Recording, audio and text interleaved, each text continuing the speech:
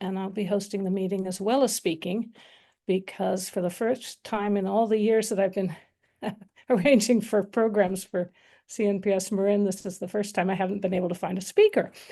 And of course, now it's a little harder since we're doing it Zoom. I have to find 12 speakers a year. It used to be I only had to find 8.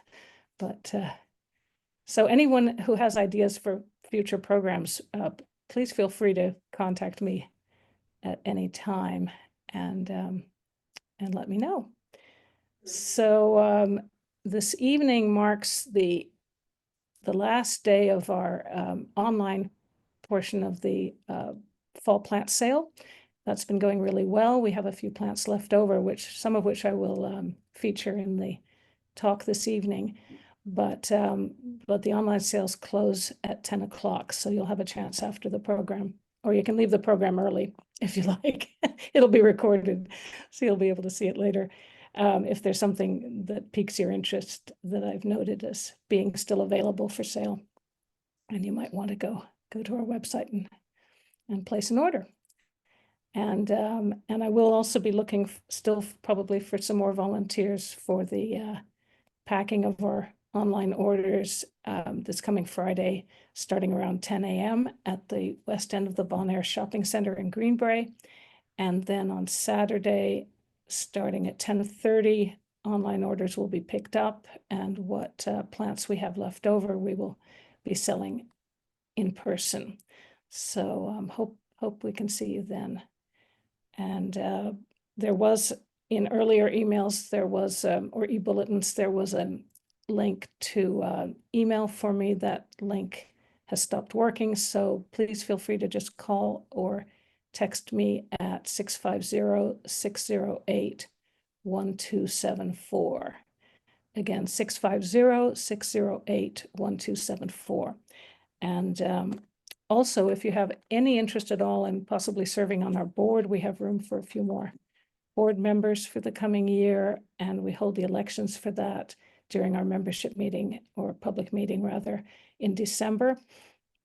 So contact me again if you have any questions about joining our board, or want to just attend a meeting to get a feeling for what it's like. And so I think that covers it for the plant sale, upcoming board elections, and next month's speaker, November 10th. If you can join us, it's actually 2 women, Ashley Boren and Erica Lovejoy, from a nonprofit called Sustainable Conservation, and their title will be Overcoming Barriers to Conservation and Restoration. So now I'll go ahead and introduce myself. I was born and raised here in Marin County, grew up studying natural history and illustrating it from about the age of 12. And right about then and into my early teens, I started going out on field trips with the early Marin chapter of CNPS. One of our neighbors was one of the founding members, and she sort of took me under her wing and started to teach me about local natives, and also then joined their field trips to more distant locations in the state. So that sort of started my journey into the world of California native plants, and gardening as well.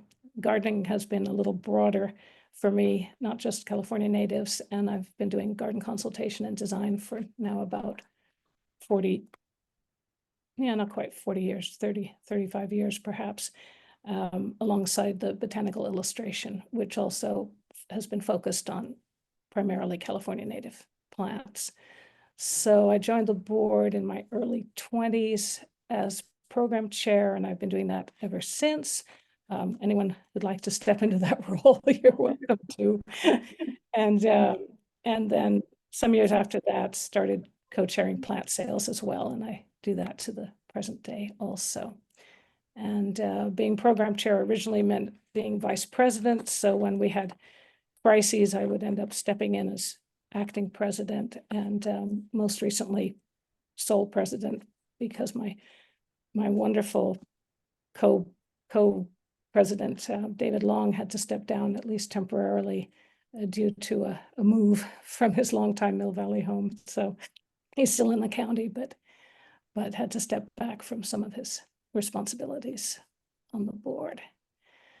So now I guess I can go ahead and start the program. I'm not a practiced public speaker. I'm sort of voyeuristic. I like to listen to other people speak, so forgive me any lapses in that department. This will be a program of primarily my favorite plants for gardening in Marin County specifically, but this would apply to pretty much the Bay Area or coastal California, the cultural conditions needed for the various plants. And I've arranged it by habitat. So we've got habitat and then, of course, cultural needs. So the first group will be for full sun to part shade, dry to occasional water. Second smaller group will be full sun to light shade, regular water. So a lot of those plants are from riparian habitats, pond sides, and so forth.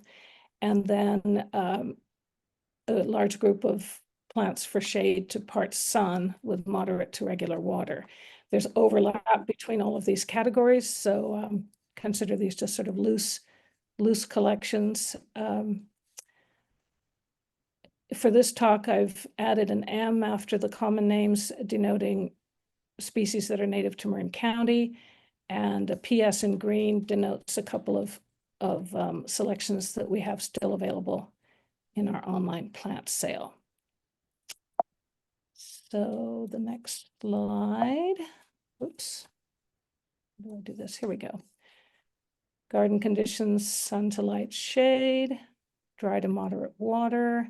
Some of the habitats that the plants are native to would include grasslands, and all of these sort of blend into one another with lots of intermediate conditions in between. So again, just rough guidelines here. Coastal scrub, we've got a few candidates from that. There's a lot of overlap with the chaparral and grassland habitats.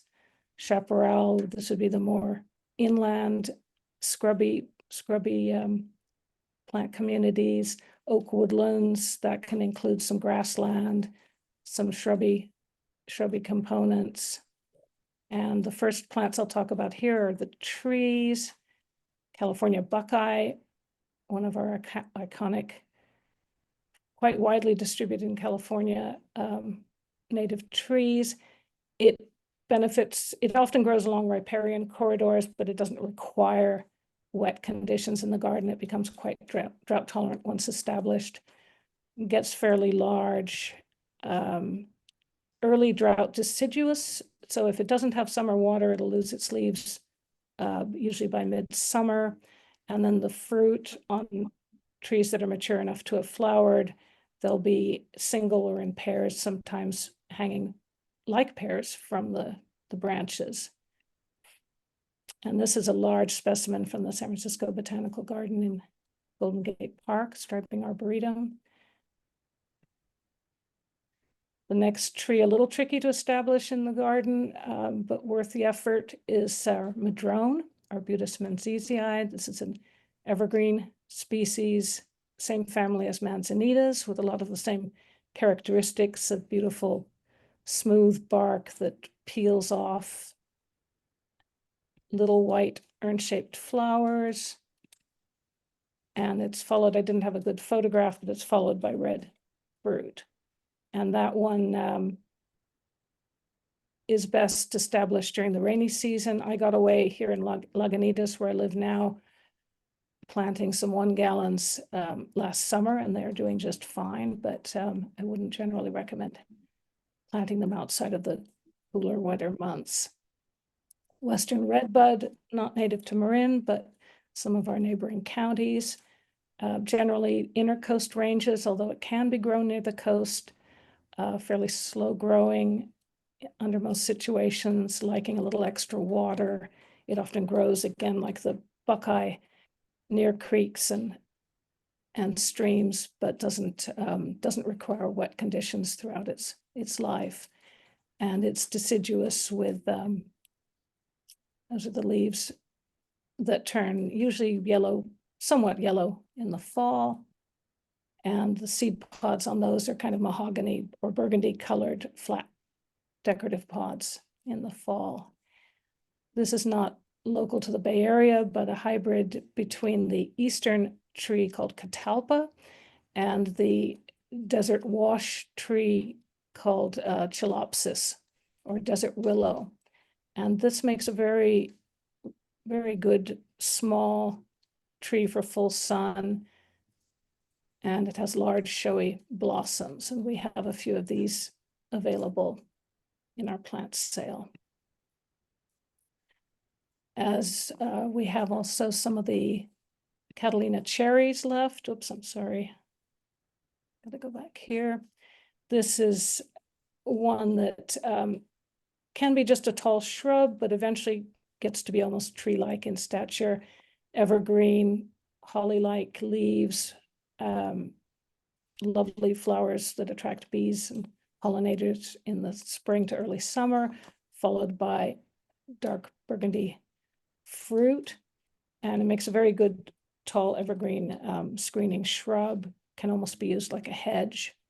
And it's a subspecies of shrub that I have in the shrub section, the plain holly leaf cherry, Prunus ilicifolia, which tends to grow a little more slowly and has more toothy margins to the leaves.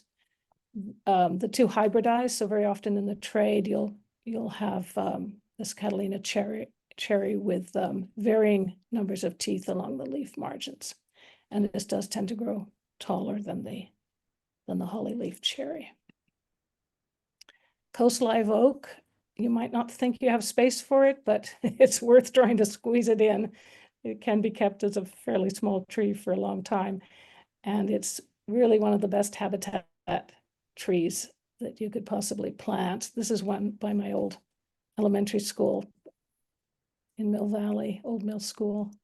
And it's just a terrific tree. I can't say enough good things about it. On a much smaller scale, and we have a few of these in the plant sale, is the leather oak. This was photographed on the western flanks of Mount Burdell in Novato. And so if you have a hot, dry, grassy situation, this would actually be a really good choice. There's a close-up showing the leaves. They're a little bit smaller than the coast live oak. These are more enrolled, but they do have some teeth along the margins as well. Fairly large acorns. Additional trees I didn't have in the program include the Catalina ironwood from the Channel Islands off of Southern California. And that is a very, very decorative, fairly upright tree, adaptable to a number of different situations in the garden. In the shrubs, manzanitas and ceanothus are probably the biggest groups of shrubs that we can include in all sorts of situations. I've just included a handful here. Howard McMinn is probably one of the most common ones used in the nursery trade, often even used in public plantings such as median strips. And it makes a very attractive shrub to about maybe 6 or 8 feet, a little bit wider. And as it matures, you can prune up the lower branches and display this beautiful burgundy bark. Closer to ground cover in scale are a group of hybrids that the California Flora Nursery in Fulton has made available. They're Arctostaphylos hybrids with media from the Point Arena area. So this is in one of my garden clients' gardens on an open sunny slope. So it gets to about 2 by maybe 10 feet across. And at the other end of the spectrum is the Arctostaphylos manzanita itself. And this is a form called St. Helena. There's several. There's another one called Dr. Hurd that has grayer leaves, a denser canopy. And this is an old one in my former garden in Mill Valley. Back to a slightly smaller scale, Pacific mist, perhaps 2.5 or so feet high by about 5 to 6 feet across. And a little bit of a shy bloomer, I would say, very pale pink flowers. This is in a public landscaping around the Kaiser facility in Terra Linda, doing really well. Quail bush, this is the largest specimen I think I've seen. This was in the San Francisco Botanical Garden native plant section, perhaps 6-7 feet tall by about 10 feet across. Very good habitat plant, and we have some available through the plant sale. But this is amenable to pruning. This one's been pretty much left to its own devices, as you can see. But on the coast where it's commonly used, it's I see it typically more like 4 by 6 feet. Could you please clarify your request? I don't know what that's all about. Did everyone else hear that? Very strange. Okay, coyote brush. Frowned on by fire marshals, but as long as you keep the tall forms away from your structures, you should be okay. It's a great habitat plant. This is the straight species form, found in a variety of habitats throughout the county, from the coast to fairly far inland.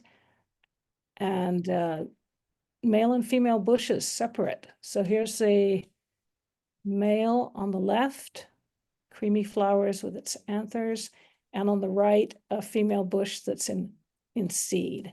And these are fall blooming, very valuable for insects at a time when not so many natives are blooming. And they can be pruned up to show the branch structure, or pruned hard to get them to regrow from the base. If you just want a dense shrub, left to their own devices, they might get up to 6 or 7 feet tall. Ceanothus, another huge group like the manzanitas, ranging from tree-like in scale to ground covers. This is one of the taller ones, a hybrid called Ray Hartman, very popular in the nursery trade. Tends to live maybe healthily about 12 to 15 years. I'm seeing a lot of aphid attacks on older specimens in the county this year especially. So I'm not sure if that's a new phenomenon, but anyway, it's a lovely, lovely plant, rich color. All the ceanothus are great for insects, and many are eaten by the deer. That particular one is a good example. This one proving to be a little more deer resistant. Some of these smaller leathery holly-leaf types are worth trying if you have deer. This one stays pretty low, about 1.5 or 2 by maybe 4 feet across. This is in a garden in Point Reyes Station. Thyrsiflorus is one of our tall Marin County species, and this is an unusual variegated form called El Dorado.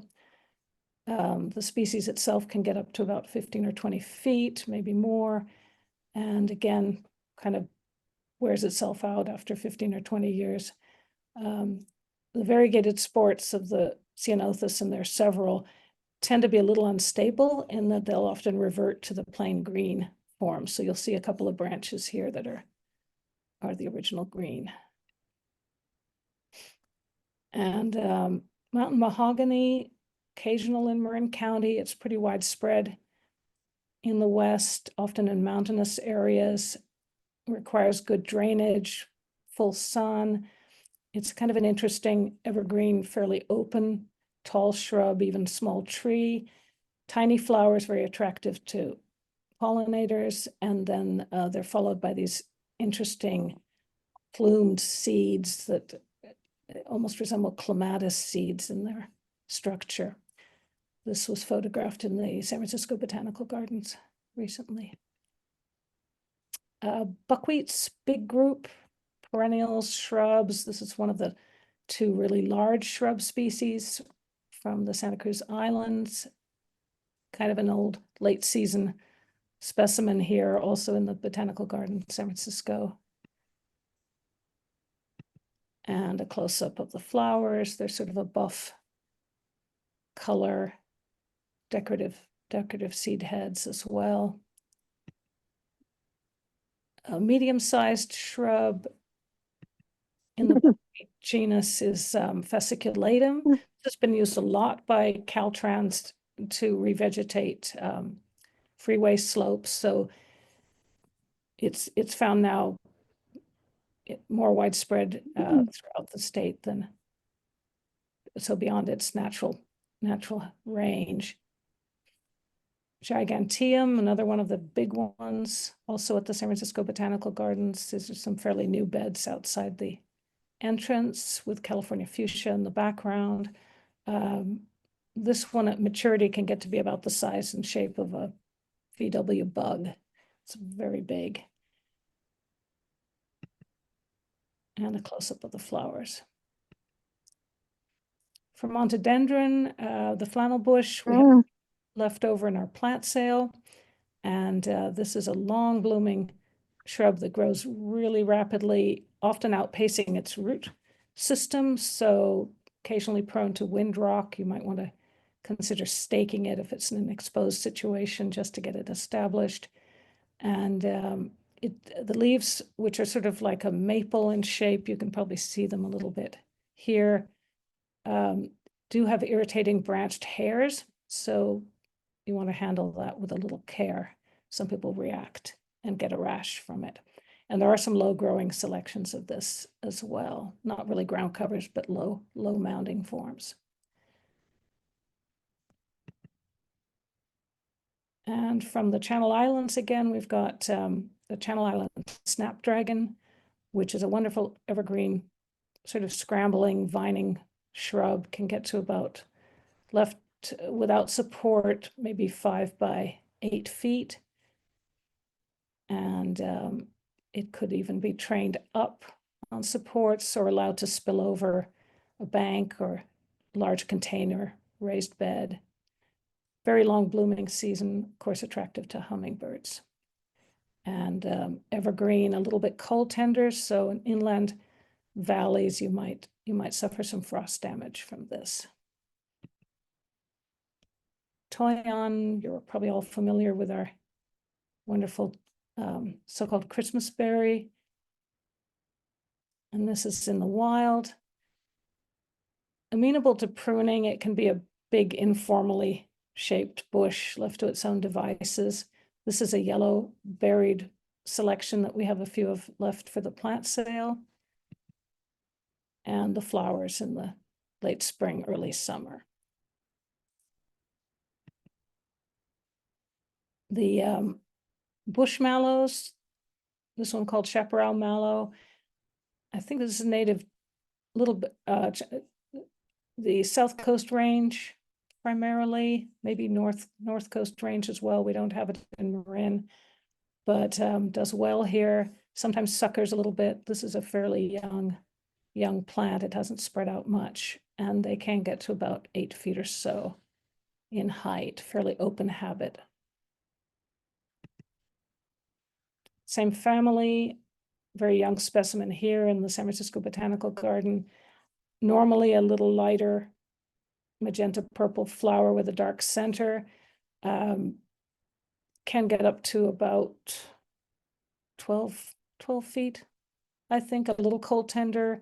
So not so good in inland valleys if you get a lot of frost, but it can tolerate some frost damage and still resprout from the base.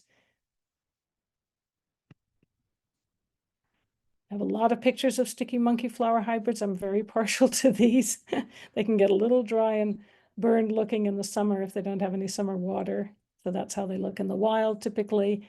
Our local forms are sort of California poppy orange in color. This is a little yellower orange than is typical, perhaps.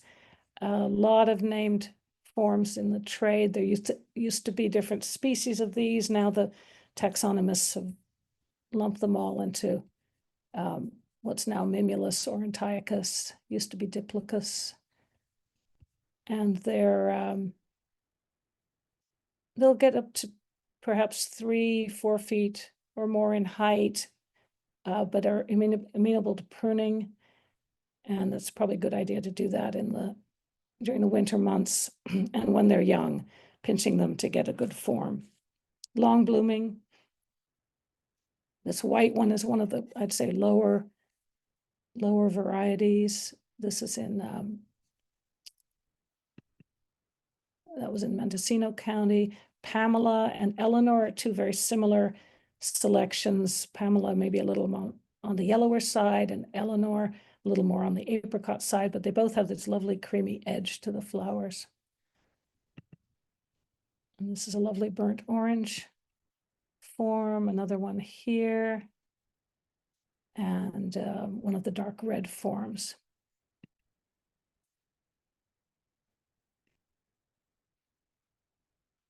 California wild rose, liking moist. It's almost riparian in its natural habitat, but amenable to regular garden conditions, preferring more sun than shade. Will tolerate light shade and can get up to about 8 feet or so, spreading underground. So give this one room to colonize a little bit. And decorative hips, as well as lovely large fragrant blossoms. Salvias, I didn't have a good close-up of this, but here in the middle ground you can see, and in the background here another one, Clevelandii and Leucophila hybrid called Pozo Blue, considered one of the most garden tolerant of them. There's an older variety that looks very similar to this called Allen Chickering. And there is a very touchy one called, oh shoot, no, I'm blocking on the name. It's a woman's name. It'll come to me later. Dark stems and darker purple flowers. And that one's a little harder to establish and maintain. And in this garden, it's with coyote mint, the lower section, and California fuchsia. And I've got a manzanita Dr. Hurd, a young one, coming along here. And here's Leucophila itself, possibly the form called Point Sal or Point Sal creeper, one of the mounding forms. This one has been allowed to build up on itself, so it was about 4 feet high by maybe 10 feet across, but makes a great high ground cover or bank spiller. And rather pale flowers, but profuse. This is late in the season, so you can see it's mostly in seed, but I was lucky to find at least one blossom still on it. And the only salvia native to Marin, or native shrubby salvia to Marin, is Salvia mellifera, the black sage. And this is one of the best ones for bees and other insects. Very easy to grow in the garden, full sun or light shade, maybe 4 or 5 feet by 6 or 8 across. This is a nice mature specimen, usually a very pale lilac. This photograph shows it looking almost white, but it's a pale lavender typical form. And then there's a ground cover form of it called Terra Seca. And more on the tree size than shrub, but I put it in the shrubs because it tends to be multi-trunked from the base, so more shrub than tree form. Is our blue elderberry with creamy or very pale lemon yellow flowers, followed by blueberries that can be either a mid-blue or a darker blue, perhaps just with the coating worn off in this case, the sort of powdery coating on the berries. Deciduous, easy to grow in full sun or very light shade, often grows along riparian corridors or in ditches where there's a little extra moisture, but it's pretty drought tolerant in the garden, I'd say, once well established. Additional shrubs I didn't have photographs of to show you are the Lepicinia calycina, our local pitcher sage that grows in the chaparral on Mount Tam. Lupinus albifrons, arboreus, and propincus, all local bush lupins. They can be a little short-lived in the garden, but worth growing for all that. Prunus ilicifolia, the holly-leaf cherry, that's closely related to the Catalina cherry I showed earlier. Ribes malvaceum, which takes sunnier, drier conditions than the pink flowering currant. I'll show you in the shade shrubs section. And Salvia brandigii from Southern California. Looks quite a bit like the black sage, like Salvia mellifera, but the flowers are a tiny bit showier. Perennials, yarrow, which grows in a wide range of habitats from coastal scrub to grassland, open woodlands, very widespread in the West, and it's actually a circumpolar species. So we have it in Europe as well. And there, a lot of the garden cultivars that you'll find are selected from the European strains. And in California, there are pink flowering forms of the taller common yarrow. And in another section, I'll show you a good ground cover selection as well. So these like a little extra water, but are drought tolerant once established, growing up to a couple feet tall. And of the milkweeds, this is the species that we're encouraging most people to grow in Marin, unless you're right on the immediate coast. The narrowleaf milkweed, which is still found in a couple of places in Marin. It used to be much more widespread, and it's the best one for our monarchs. Preferring full sun and moderate water for best growth. It often grows in ditches or low-lying fields where the moisture lingers longer into the spring. So not at its best in a super dry situation. Dudleya Frank Reinhold is a selection. I'm not sure what the parent species are, but it's a particularly beautiful form of live forever. And this was, I believe, introduced by and is usually sold by California Flora Nursery up in Fulton. And here it is in a private garden in Sebastopol with some low-growing manzanitas and I think some buckwheat next to it. California fuchsias, quite a variable group from ground covers to perennials getting up to maybe 4 feet in height. We have it in Marin in a couple of places, White's Hill and near Rock Spring up on Mount Tam. And it often grows in places where there's a little bit of subsurface moisture. So it becomes drought tolerant in the garden, but it will thrive with a little extra water. And for best appearance, these are usually cut down in December or January so that the new growth doesn't have to fight through the old growth. And we have a sort of a salmon pink selection called Marin Pink that was made, found on Mount Burdell. So that's a special one to look for. And there are also a couple of white flowered forms. This is a ground cover one called Everett's Choice, white fuzzy leaved. And another fuzzy leaved one, fairly broad leaves, is Calistoga. Seaside daisy, quite adaptable inland if it's not too hot and has a little extra water. Nice evergreen mounding perennial, just needing a little bit of deadheading to look good most of the year. And similar would be the coast buckwheat, which is typically this sort of soft cream to maybe pale salmon or pink. And then there's a raspberry colored selection called grande latifolium, subspecies grande, variety rubescens, and I believe this is sort of a hybrid swarm between the two.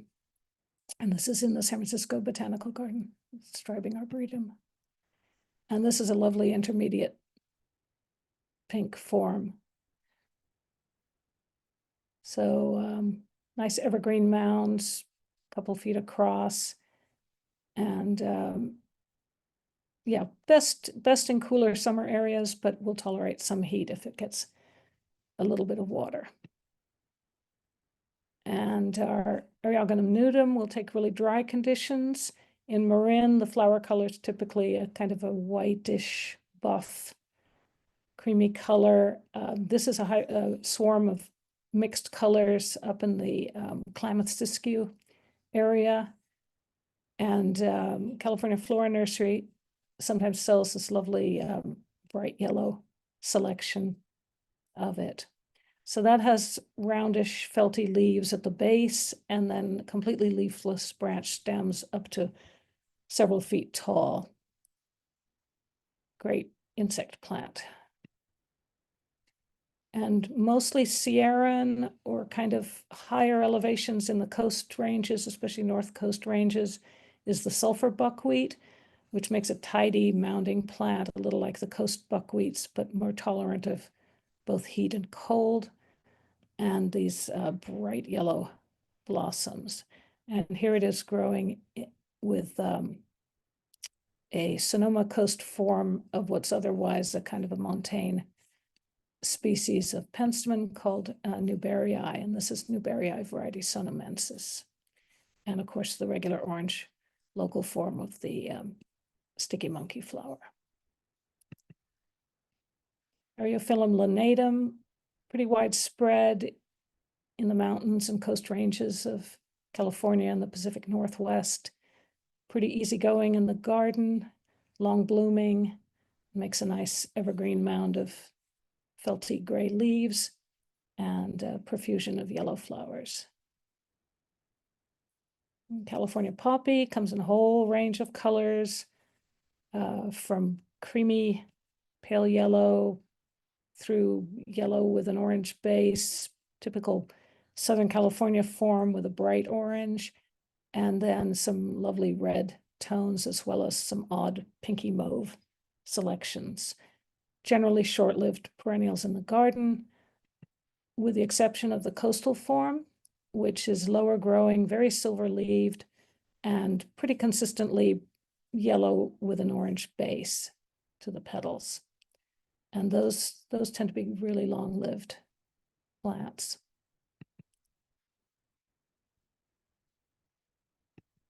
Oops, go back. This is the chaparral yucca from the South Coast ranges and sort of edges of the desert mountains. And it can be white or creamy with a purple tinge, as shown here. I grew this in the Mill Valley on a warm west-facing bank quite successfully. And painfully sharp leaves, though. So great barrier plant, good drainage, full sun. And of the irises in Marin County, this one's the most drought tolerant, I would say, growing in meadows from the coast to further inland, right at the edge of woodlands, but preferring more sun to shade. And it's differs from the Douglas iris, which I'll show you later, and it's much narrower leaves that are pretty much the same color both sides, kind of a gray-green. And the flowers lack the distinct yellow bee line down the center. Here's another shot of it from Sonoma County. Lewisia cotyledon, native to the Pacific Northwest, where it grows in rocky, slightly damp situations often, or steep rocky slopes. Makes a wonderful container plant or rock garden plant. And it comes in a range of colors, quite readily grown, evergreen rosettes of succulent leaves, and then these lovely flowers, which can be white or salmon tones, pinks, or yellow. So really, really special plants. Blue flax, common throughout the West in often mountainous areas, but quite adaptable to lower elevations as well. Not necessarily long-lived as individuals, but coming up pretty readily and blooming young from seed. And the flowers tend to close in the afternoon. They're about an inch and a little bit across. Very wiry looking, graceful plants, tight clumps. Full sun, good drainage. And similar conditions for the coyote mint. Monardella villosa is the most commonly grown form, native to Marin. And this is it in a wild setting not far from where I live. Very attracted to butterflies and other insects. And again, similar conditions for the penstemon. Not always individually long-lived, but very long blooming, number of different forms in the nursery trade. Most in this sort of range of colors. There's also a lovely pure white form available, and they'll just get up to maybe 1.5 or 2 in height and a little wider spread if the plants fill in. Not the showiest plant, but a wonderful insect one, usually pretty deer resistant. For me, not this year. They came and decapitated all of my plants, but sort of bristly, hairy leaves, often grows in rock outcroppings, tolerates light shade, very drought tolerant, and the flower stems get to about 1.5 or 2 tall. And here it is where it likes to grow. I think this was on Ring Mountain in Tiburon. Not locally native, but very popular in gardens throughout coastal California anyway. Matilla hot poppy can get up to about 8 or 10 feet, long blooming, best cut to the ground or close to the ground in the winter. Can be really tricky to get established, but then watch out, if it does get established, it can spread underground and cover a lot of territory. So really useful for places where you want that, erosion control, and of course, very, very showy. Checker bloom or wild hollyhock grows in mostly grasslands, perhaps coastal scrub, a little bit in Marin, and there are low-growing, sprawling forms as well as more upright selections. Liking a little water, but not too demanding. It'll just go dormant if it gets too dry in the summer, but it's a spring bloomer. And similar for the blue-eyed grass, long blooming, not always long-lived, but will spread by seed where it's happy. There are white-flowered forms, and there are dwarf selections of this as well, but I prefer the straight tall species form, which gets to about 2 feet. California goldenrod can spread underground, so again, give that a little bit of elbow room. Quite tall. This is about 4 feet, I would say, and valuable for late season blooms. Great insect plant. Similar is the coast aster, which also spreads underground, late bloom. And Verbena lilacina, not a local native. This is from the Channel Islands or Cedros Island off of Southern California, Baja. And it's blooms almost year-round. There are a couple of color variants. This is Delamina, which is a pretty bright lilac, pinky lavender color. And it'll get to about 2.5, maybe by 3.5 or 4 feet around. Can be pruned back if it gets leggy. and is super attractive to butterflies and other insects. Pretty deer resistant as well. And best with, I would say, a little bit of supplemental watering, but should be really drought tolerant near the coast. And it will tolerate a little bit of shade. So additional perennials could be a really long list, but I just put in our common milkweed, not native to Marin, but has a broad felty leaves, tall colonizer, and Grindelia hirsutula, the gum plant that grows in drier grassland and chaparral situations in Marin, which is also valuable for late blooming.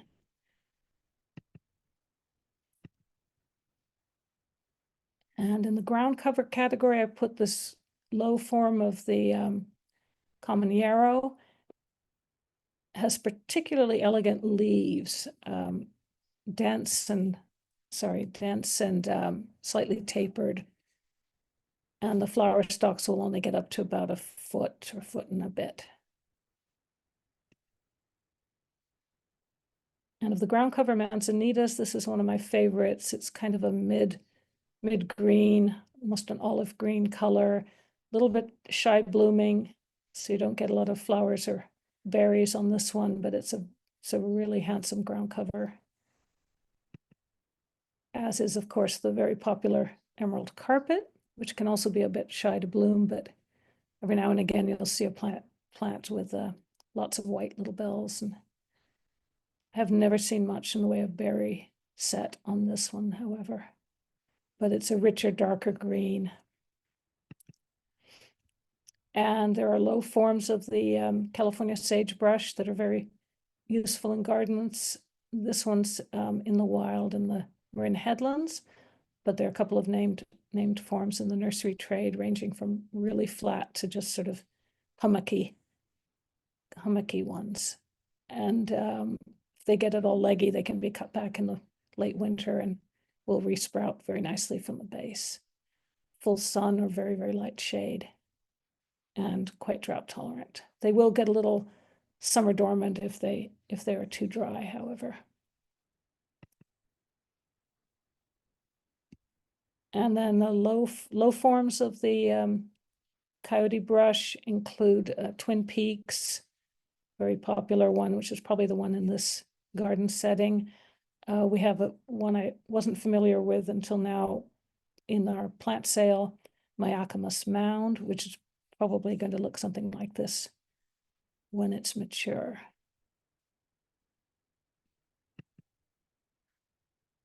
And a really lovely, quite low spreading perennial evergreen is Leucingia, used to be called Corythrogene, Philaginifolia, silver carpet is the name of this selection. There are upright forms as well, but I think the ground cover one is particularly useful. This is in a garden on the Belvedere Island. And a really flat ground cover is the Lipia or frogbit, Phylonodiflora. Very attractive to bees. So if you use it as like a lawn substitute, just be aware of that. Don't walk on it barefoot or sit on it when they're in bloom, which is most of the time. And a higher ground cover, there are a number of salvias that fall into this category. Bee's Bliss is one of the popular ones. Very similar is one called Mrs. Beard, Beard. And this is a close-up of Bee's Bliss. And Salvia sonamensis and Dara's Choice, which is a hybrid with it, are also good kind of height. Well, lower than Bee's Bliss ground cover selections of salvia. Grasses are super valuable in habitat gardens and just as knitters and blenders with other kinds of plants.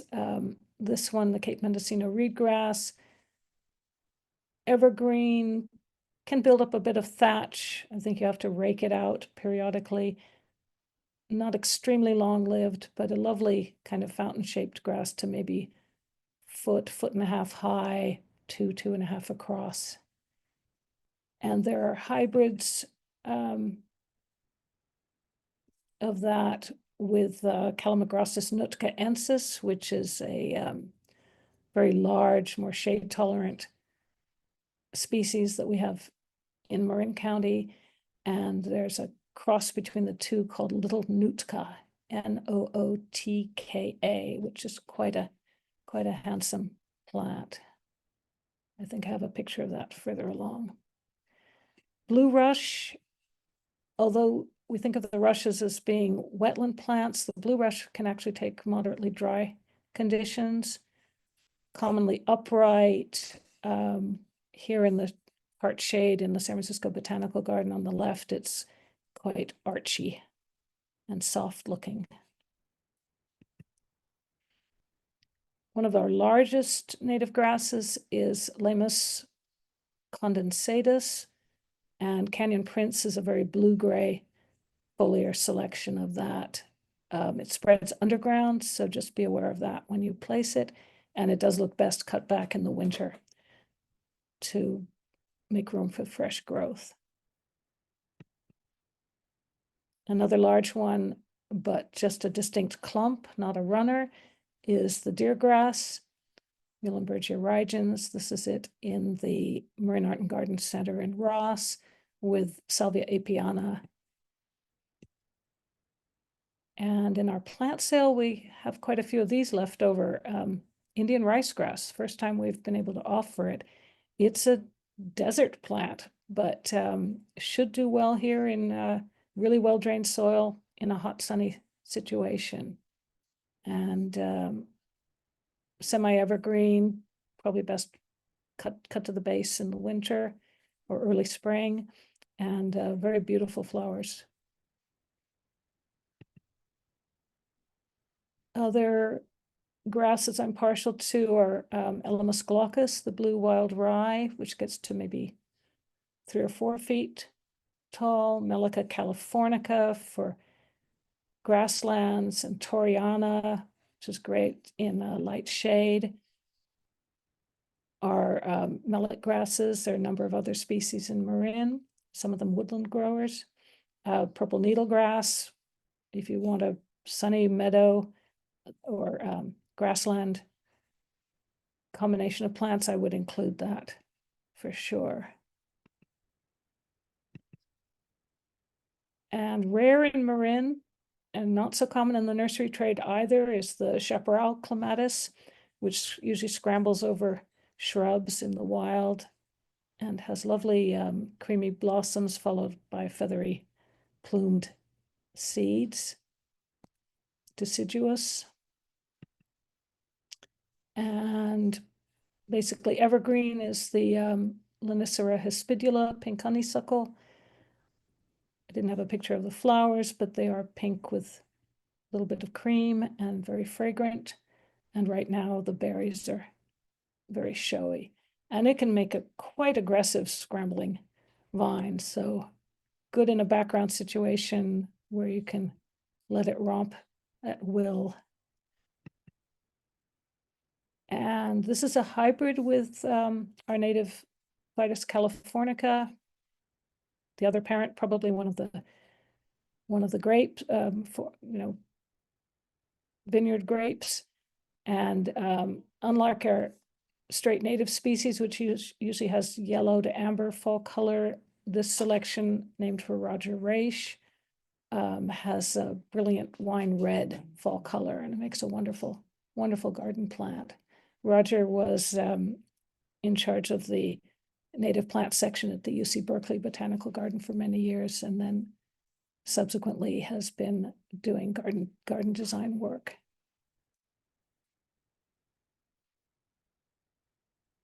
Soap plant, hard to find in nurseries. Sometimes you'll be lucky and find some that have fallen out of the ground after a landslide, but worth seeking out or maybe raising from seed for the flowers that open about 4 o'clock in the afternoon and stay open all night and close in the morning.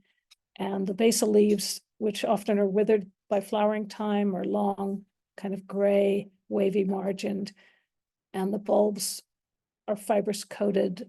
The Native American Indians had all sorts of uses for that, from soap to stunning fish, and the fibers, of course, used for various practical purposes.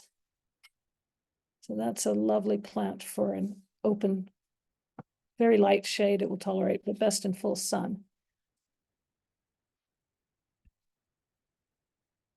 And similar conditions for the ethereal spear. There's a garden form called Queen Fabiola that looks pretty much like our local Marin in color and scale. And this is photographed on Ring Mountain in Tiburon. But it's common throughout the Coast Ranges in California. Very lovely in the garden. And there's a close-up with some tarweed. And another one that's hard to find in the nursery trade, like soap plant, is the star lily. Used to be Zygodinus vermontii. And that's one that you could probably raise from seed and or maybe find a friend who has a big patch of it who could be willing to share it with you. But it's a wonderful deer-resistant early spring, February, March blooming plant to about 2 or 3 feet high.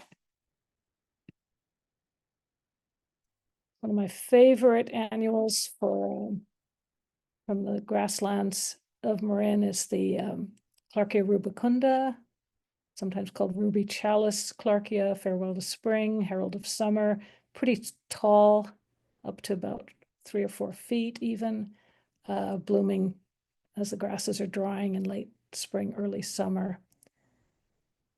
Easy from seed. Julia tricolor, not native to Marin, but one of my favorites. This is in a big container at what used to be Annie's Annuals in Richmond. Fragrant, great cut flower. And tidy tips, one of our Marin natives, often found in serpentine grasslands. Easy in a sunny, well-drained spot.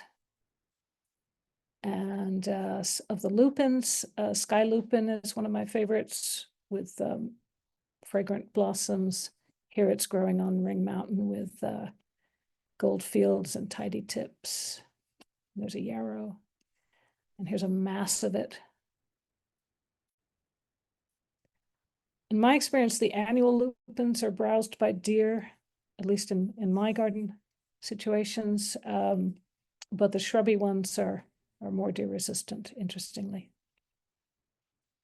And another favorite, the elegant or showy tarweed, which can have burgundy bases like this or rust red bases, or be all yellow. And it perversely blooms in the driest season. It's in full bloom now in the San Geronimo Valley. Opens in the evening, stays open all night, and closes by about midday the next day. And the branching plants can get to about 4 feet in height. And baby blue eyes. Easy, early, likes it a little moist. It'll simply go shrivel up, go to seed when it gets dry.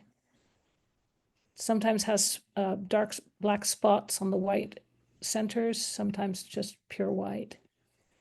And native to Marin is also chia. I just didn't have a good photo of it to show you, but it's our little annual native salvia.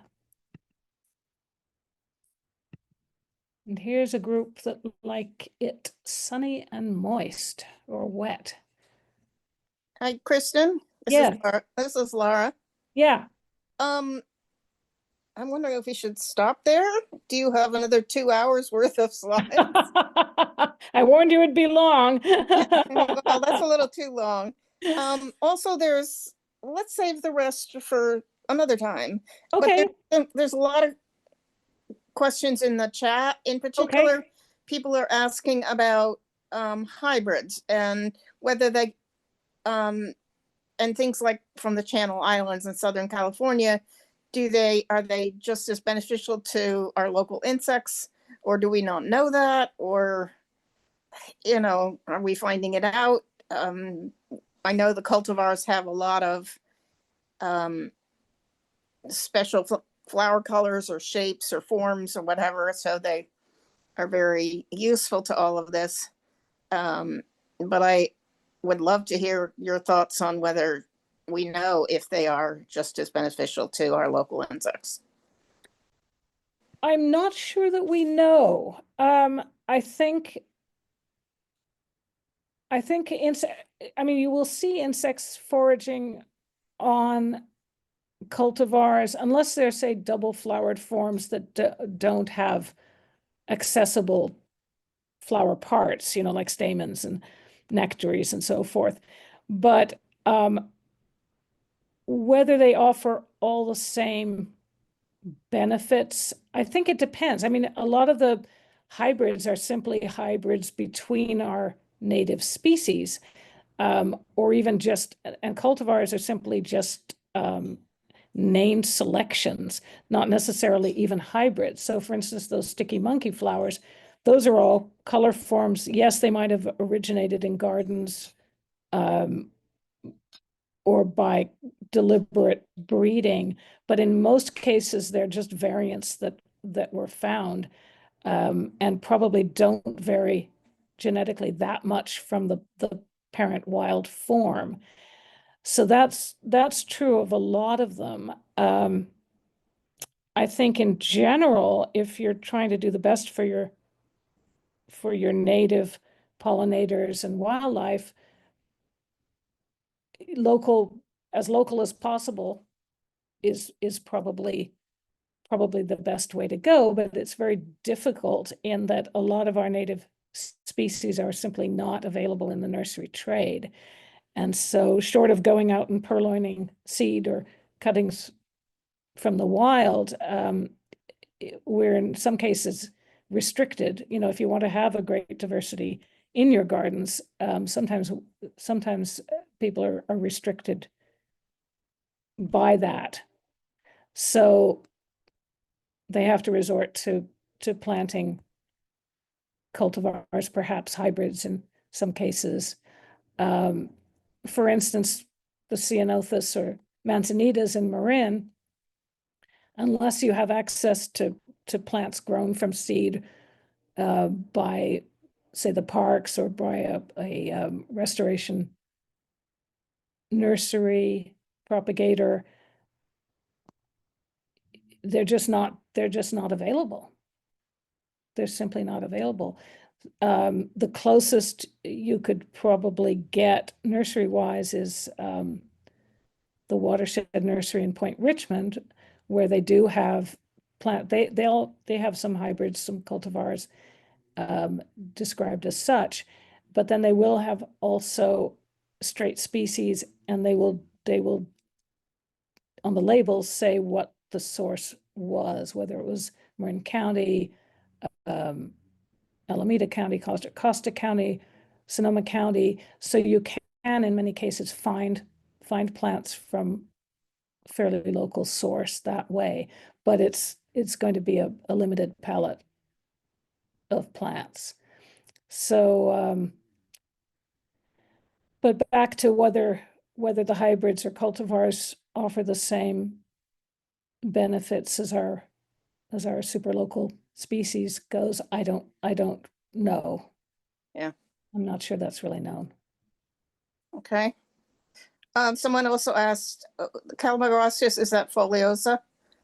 That was foliosa, the picture I showed, and then I mentioned Nutcaensis, which is native to Marin, but that's that's on the coast. It's actually fairly short, but in garden settings, usually it's grown in part shade with a little water, and it gets pretty tall.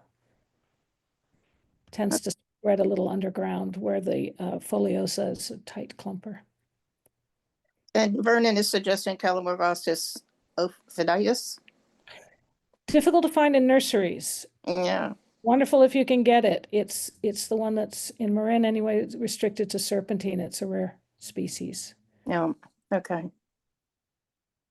Well, everybody's saying this was wonderful, but yes, can we have part 2? Yes, part 2. Yeah. They have to go buy plants now that you've I don't encouraged know them. when, maybe before the spring sale. How about that? Yeah, that's a good idea. So what I've got in part 2 is sun and wet growers, and then shade to part shade. Well, those will be useful too. Yep, And I think this was great. good. Anyway, any other questions from anybody? Anyone want to unmute? Oh, somebody wanted you to repeat your phone number, Kristin. Okay, it's 650-608-1274. And here I can safely give my email address, which is that's actually my first name, Anne. I'll put it in the chat. You can put it in the chat. Perfect. Thank you. All right. This is Rob Katz. I just wanted to Hi, say, Rob. You this came is- late. yeah, this is an incredible conversation. It's extremely interesting, and I really appreciate it, and is very classy in a way. And I do think that pollinator plants, regardless of their Central California sourced or similar species, I think they do work really well here, even in Northern California. And my friend was a native pollinator expert researcher in UC Davis, and she was studying these native pollinators with different species around Davis that were from cultivars and other species. I think it works. I really do think that it works in that sense, unlike maybe riparian trees or species, which are more specific to a specific area. Yeah, and just back to pollinators, I think a lot of insects, and certainly birds, like hummingbirds, are quite promiscuous with regard to what plants they visit. Obviously, the larvae, like the caterpillars of moths and butterflies, are much more particular. Some, like one of the plants I was going to talk about was the pipe vine, California pipe vine, and the swallowtail, black swallowtail, or what we call pipe vine swallowtail, feeds only on that plant. But the adult will nectar on anything. I mean, I have a little video of it nectaring on the Verbena lilacina, for instance, and even a non-native verbena that cropped up in the garden. So yeah, it depends. It depends on the insect, on the stage of the insect, and with regard to other animals, well, certainly the deer will browse indiscriminately on anything, locally native or not. So Yeah, and that's where I think like a butterfly bush, people think it's beneficial for butterflies, but that plant is not native to California. And that would be like eating out of a 7-Eleven convenience store, not very nutritious, where a plants around California could maybe actually be good nectar and sugar for native insects, even if it's 200-300 miles out of its range. yeah. Well, and the ranges are changing now, so Well, right. pretty hard to know what's in range anymore. Okay. So anyone else who wants to chime in, please do so. I don't consider myself an expert on any of these Okay. matters. I think we've got it. All right. Part 2 next spring. Hey. Thank you, Kristin. It kept growing. All right. Thank you, everybody. See you at the plant sale. Yeah. Hope you can join us. Okay. Bye-bye. Bye.